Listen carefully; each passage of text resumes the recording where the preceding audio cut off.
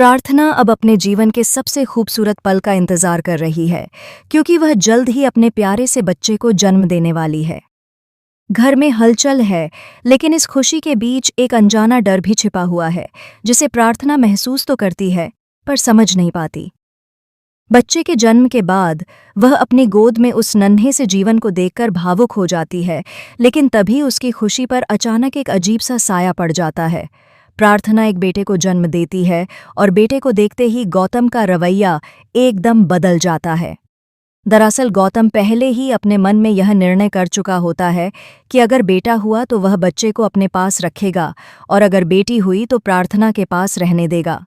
उसका यह भेदभाव भरा सोच किसी को पता नहीं था, लेकिन जैसे ही सच सामने आता है, प्रार्थना के पैरों तले जमीन खिसक जाती है।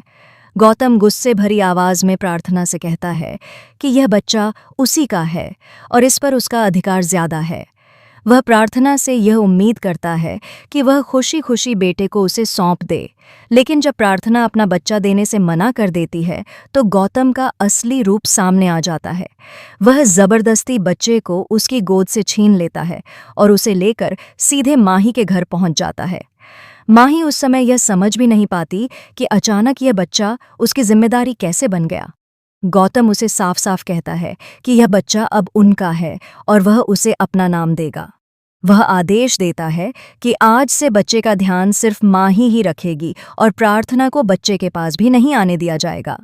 शुरुआत में माही बच्चे का ध्यान अच्छे से रखने की कोशिश करती है, लेकिन जैसे जैसे समय बीतता है उसे एहसास होने लगता है कि यह बच्चा उसका अपना नहीं है।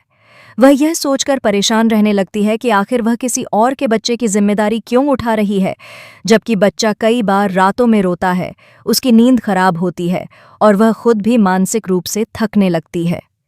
इधर प्रार्थना अपने बेटे के लिए तड़प तड़प कर रो रही होती है। उसकी हालत देखकर अंश उसके पास आता है और उसे सहारा देता है। अंश कहता है कि उसे अपने बच्चे से दूर रहने की कोई ज़रूरत नहीं है और वह दोनों मिलकर बच्चे को ज़रूर वापस लाएंगे। अंश के हौसला देने पर प्रार्थना हिम्मत जुटाती है और गौतम के खिलाफ पुलिस में शिकायत दर्ज करवाती है।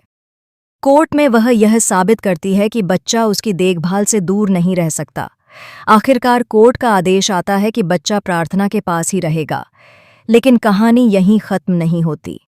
जैसे ही गौतम को कोर्ट का आदेश मिलता है, उसके भीतर का गुस्सा फूट पड़ता है। वह फैसला मानने को तैयार नहीं होता और योजना बनाता है कि वह बच्चे को लेकर कहीं दूर चला जाएगा, इतना दूर कि प्रार्थना और अंश कभी वहां तक पहुंच भी न सकें। वह आदेर्य अपने बेटे को हमेशा हमेशा के लिए अपने पास रखने का पक्का इरादा कर लेता है। अब सवाल ये है कि क्या प्रार्थना और अंश समय रहते गौतम तक पहुंच पाएंगे? क्या प्रार्थना अपने बच्चे को हमेशा के लिए खो देगी या मां की ममता एक बार फिर हर मुश्किल पर जीत हासिल करेगी? आने वाले एपिसोड में कहानी और भी ज्यादा रोमांचक, भावुक और चौंकाने वाली होने वाली है, क्योंकि अब यह सिर्फ एक बच्चे की कस्टडी की लड़ाई नहीं, बल्कि एक मां और पिता के बीच की जंग बन चुकी है, जहां दांव